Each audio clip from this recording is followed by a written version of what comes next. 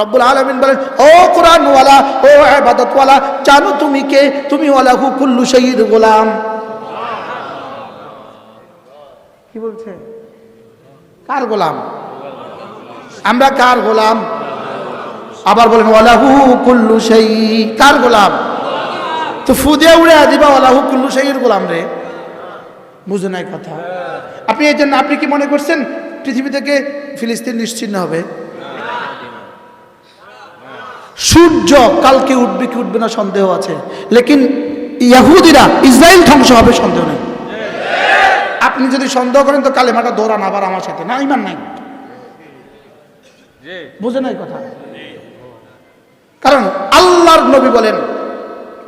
নবী বলেন এমন একদিন অচিরেই আসবেন, এমন একদিন অচিরেই আসবেন, ইহুদি গাছের নিচে আশ্রয় নিবে, পাথরের পিছনে আশ্রয় নিবে, আর গাছে বলবে, পাথরে বলবে ইন্না ওয়ারা ইহুদিয়া, আমার পেছনে একটা ইহুদি আছে, মার তারে। সুবহানাল্লাহ বলেন। ওই দিন আসতেছে আসতেছে আসতেছে।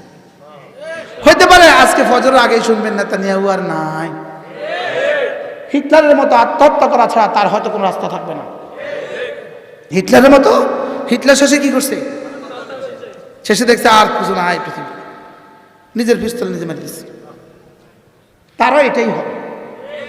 পৃথিবী থেকে যেভাবে জুতা ফিটা হইতেছে, যেভাবে জুতা ফিটা খাইতেছে, আচ্ছা একটা মানুষ আর কত বেহায়া হইতে পারে? কি ভাই, আর কত নির্লজ্জ হইতে পারে? তাহলে আমরা কার? আমরা ওয়ালাহু কুল্লু শাইইন, সুবহানাল্লাহ কয় না? আমরা কার? ওয়ালাহু কুল্লু শাইইন। একটা স্লোগান কেমনে দিছিল? তুমি কে আমি কে, তুমি কে আমি কে। আমি বলি তুমি কে আমি কে, কোরআনওয়ালা কোরআনওয়ালা, কে বলেছে কে বলেছে, বানানেওয়ালা বানানেওয়ালা। কি নতুন স্লোগান সংযোজন করলাম? তুমি কে আমি কে, ইমানওয়ালা আমলওয়ালা, কে বলেছে কে বলেছে, বানানেওয়ালা বানানেওয়ালা। এটা ভুয়া স্লোগান দিয়া এত দুঃসাহসী, এত শক্তিশালী এক শক্তিকে কিভাবে হাওয়ার মতো উড়াইয়া দিল? কি দিয়া? ভুয়া শব্দ, ভুয়া স্লোগান, শুধু ভুয়া ভুয়া ভুয়া।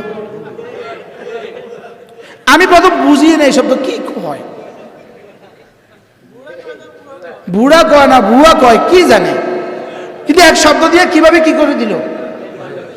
হ্যাঁ, আর আমাদের কাছে কোন শক্তি আছে? ওয়ালাহু কুল্লু শাই। পড়েন।